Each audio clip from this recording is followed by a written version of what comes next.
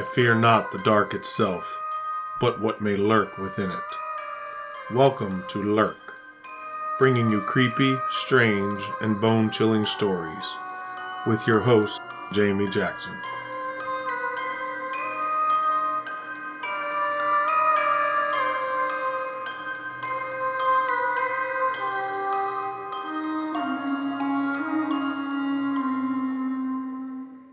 Hey lurkers, welcome to this week's episode. I want to start off by apologizing that I did not have an episode out last week.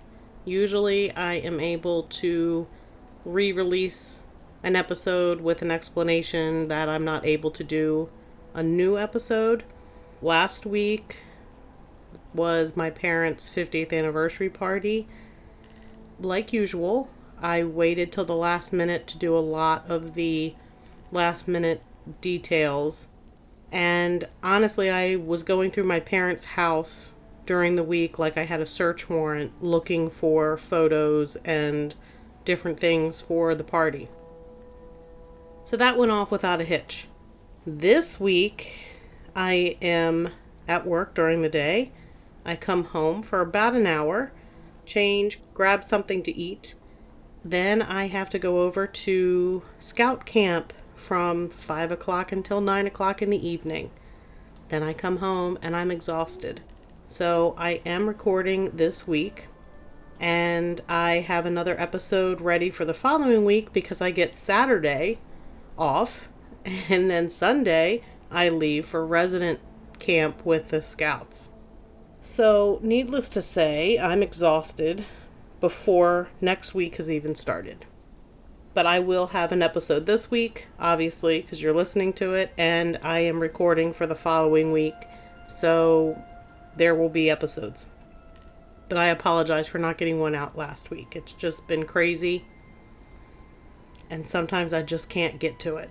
I really need somebody who wants to work for free to help me. So if there's anybody out there who would like a job and doesn't want to get paid for it, I got stuff you could do. Also, quick reminder, we have a Patreon for $5 a month, and that helps support the show. Make sure you check out the Patreon at patreon.com/lurkpodcast. So for this week's episode, we are heading to West Virginia once again. I know we had the haunted trail in West Virginia, but we are again hitting West Virginia with the story of the Greenbrier Ghost. And this one is a pretty interesting story. First, we're going to have a little 1800s true crime, and then we'll have the ghost account. I don't want to give too much away right in the beginning, so let's get started so you can see what I'm talking about. Back in October 1896, Elva Zona Hester, who went by her middle name Zona, met a blacksmith named Erasmus Stribling Trout Shoe. At least that was his given name, but in Greenbrier he was going by Edward Shoe, and sometimes he went by Trout Shoe. Edward Shoe was formerly of Droop Mountain in Pocahontas County, and had moved to Greenbrier shortly before he and Zona had met. He was there to work for James Crookshanks at his blacksmith shop. Shoe was a large man. Some accounts called him towering, so he was tall and strong, and handsome. Edward Shoe liked to boast about his strength and often bullied others. He was also known for his excellent singing voice. Zona Hester was born in 1876, though some records list it as 1873. She lived near Livesey's Mill in Greenbrier County. In 1895, Zona had a child, a son, on November 29th. The son's father was listed as a George Woldridge, but the couple was not married. Some information indicates that the child died in infancy. Either way, there was no other information other than that the child was born November 29th, 1895, and that it was a boy. That was found in the West Virginia U.S. Birth Index. So Zona meets Edward Shoe, and she's taken with his handsome appearance. They got married shortly after meeting in October of 1896. Zona's mother was not happy about the marriage. She did not like Edward Shue, and she didn't like that her daughter was basically marrying a stranger. Afterwards, the couple went to live in a small 2-story house that had been the home of William G. Livesey, who was the settlement's namesake. It seemed as though the couple had a happy home life. Then, during the beginning of January 1897, Zona fell ill for several weeks and was being treated by the local doctor, Dr. J. M. Knapp. At the time, Shue seemed to be very attentive to his wife's needs. Then, early on the morning of January 22, 1897, Edward Shue went to the cabin of Martha Jones to ask if her son, Anderson Jones, age 11, could go by the Shue house to help Zona with some chores. Anderson had helped Zona Shue before. Martha told Edward that her son could go over, but he had some jobs to finish up for Dr. Knapp first. Edward Shue seemed to resent this, but asked that Anderson come by the house later in the afternoon. 4 times Edward Shue went to the Jones house, and each time Anderson was unable to leave. Then, around 1 p.m., Edward returned and Anderson finally agreed to go. Upon his arrival at the house, Anderson said he felt like something was off. All the doors were closed, and there was a strange feeling. When Anderson got to the steps at the front of the house, he noticed a trail of blood. He was scared, but continued to the door and knocked. No one answered, so he tried the door, and finding it unlocked, he went into the kitchen. The blood trail continued to the dining room, and that door, too, was closed. Anderson knocked again, and with no answer went into the living room. And he tripped over Zona's body. She was stretched out on the floor. Looking right up at me through wide open eyes, she seemed to be laughing, according to Anderson. I was frightened, but still able to reach down and shake her. She was stiff and cold. Anderson ran from the house, calling to his mother that Mrs. Shue was dead. Martha Jones went to the Shue house, while Anderson ran to get Edward Shue. He found Shue at the blacksmith shop with Charles Tapscott. Shue yelled, and both men went running to the house. Anderson then went for the doctor. When Dr. Knapp and Anderson got to the house, Shue had moved his wife's body from the floor and placed her on a bed where he held her crying for her to come back.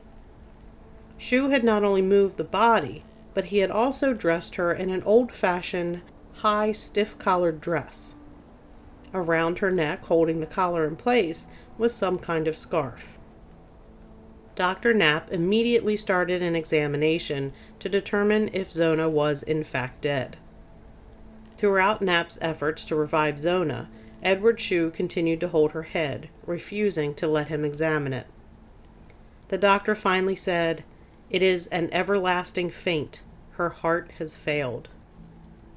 The next morning, Zona Shue's body, accompanied by her husband and several neighbors, was taken over the mountain to Mrs. Hester's home, Zona's mother.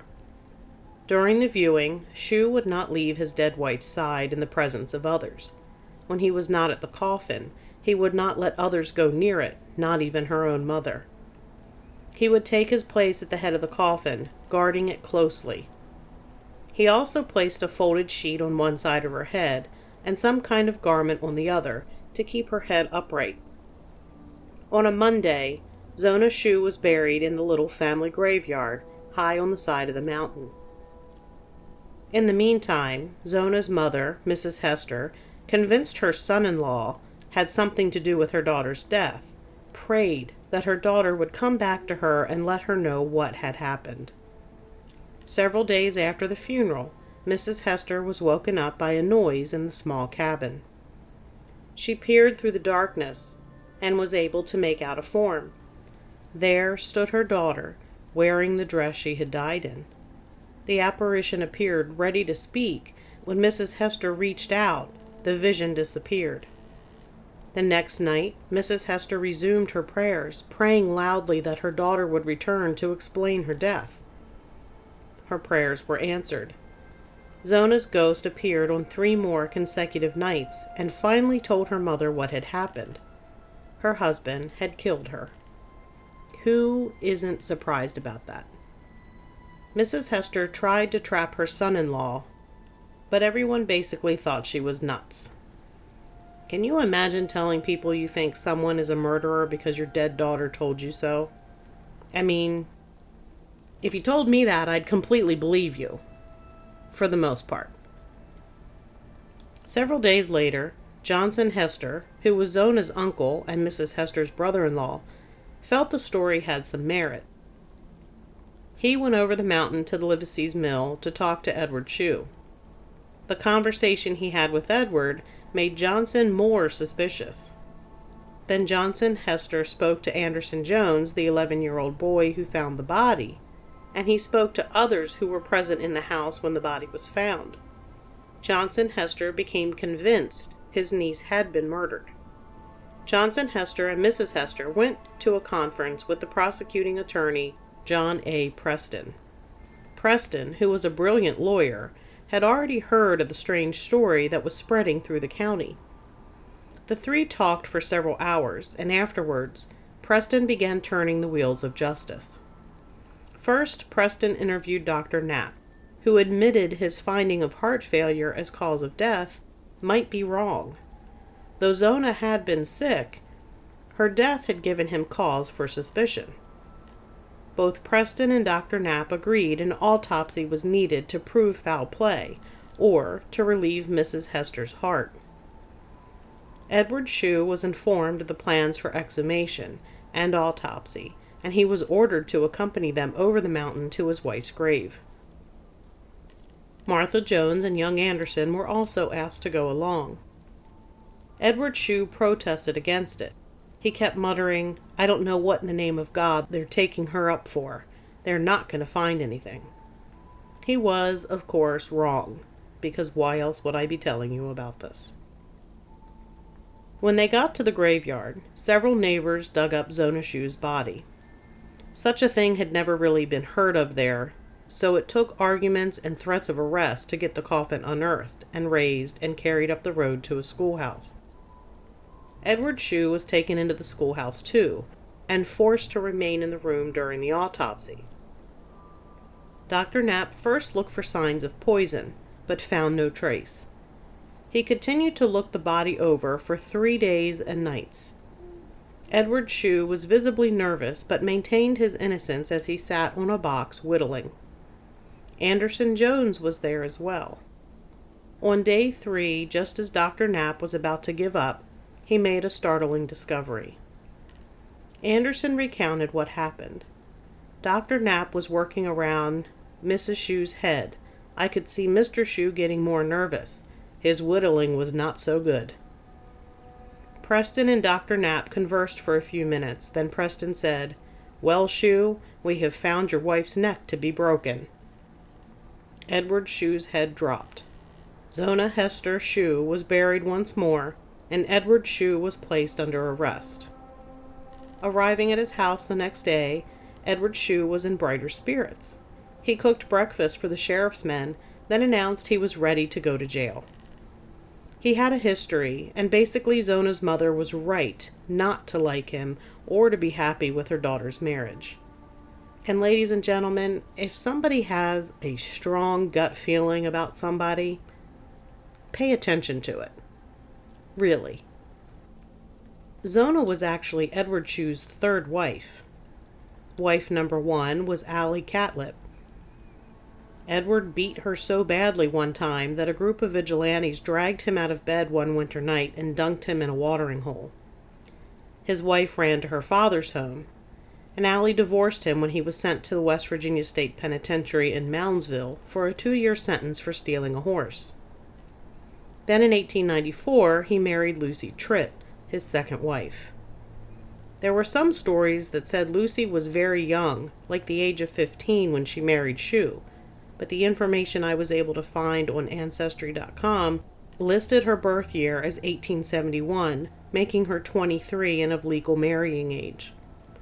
Either way, her marriage to Shue was short.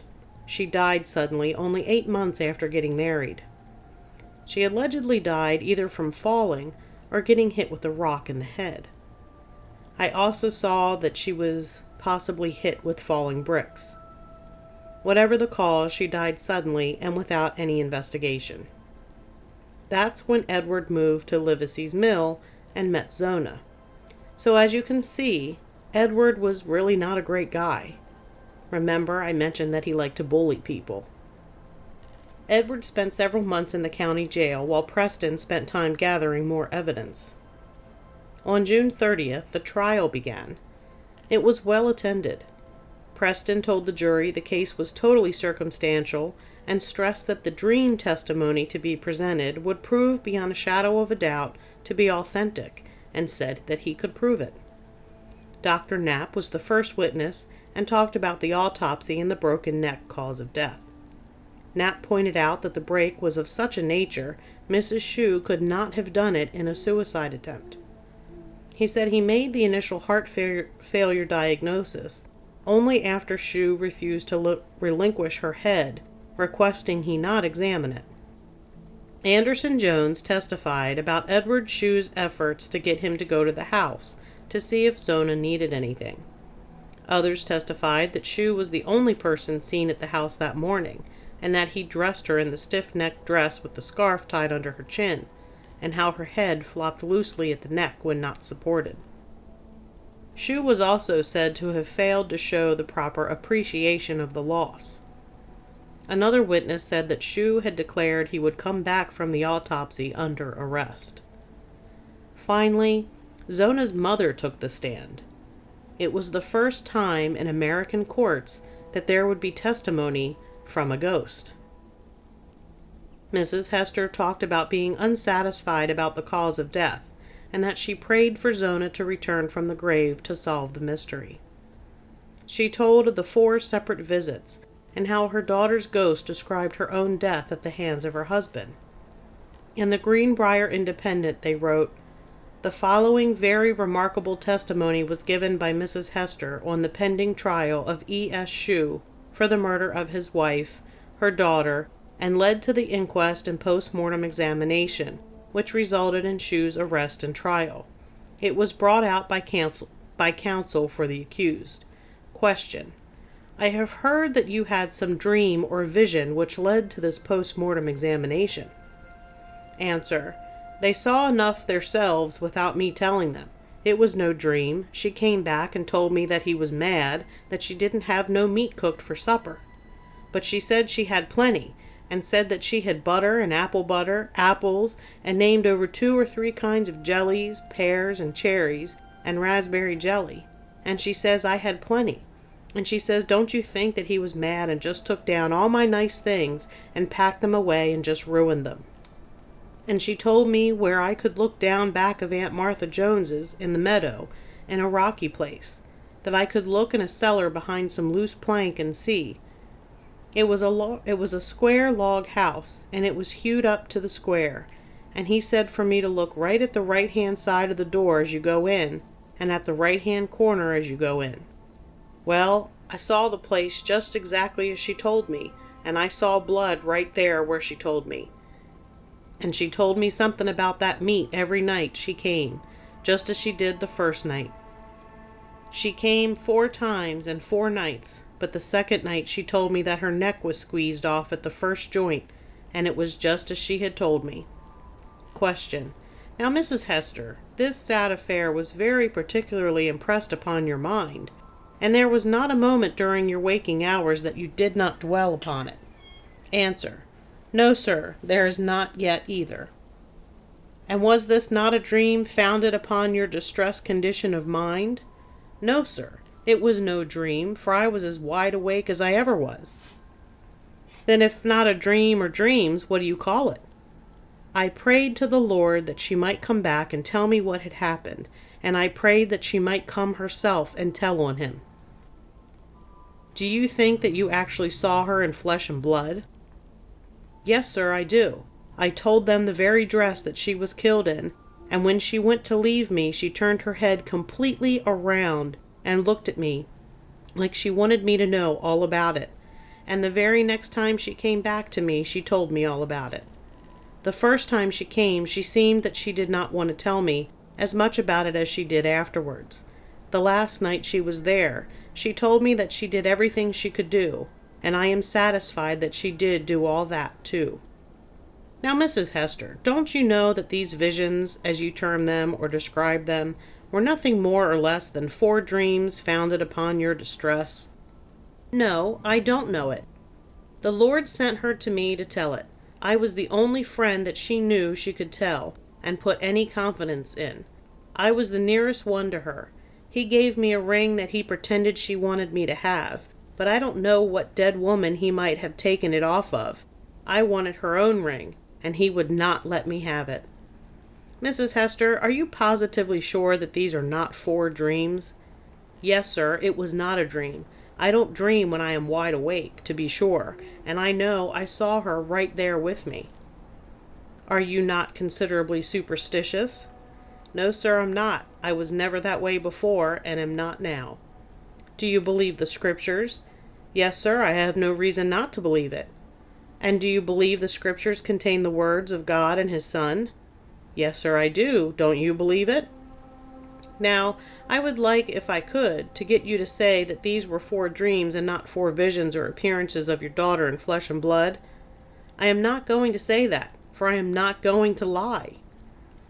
Then you insist that she actually appeared in flesh and blood to you upon 4 different occasions? Yes, sir. Did she not have any other conversations with you other than upon the matter of her death? Yes, sir, some other little things. Some things I have forgotten, just a few words. I just wanted the particulars about her death, and I got them. When she came, did you touch her? Yes, sir. I got up on my elbows and reached out a little further, as I wanted to see if people came in their coffins, and I sat up and leaned on my elbow, and there was a light in the house. It was not a lamp light. I wanted to see if there was a coffin, but there was not. She was just like she was when she left this world. It was just after I went to bed, and I wanted her to come and talk to me, and she did. This was before the inquest, and I told my neighbors. They said she was exactly as I told them she was.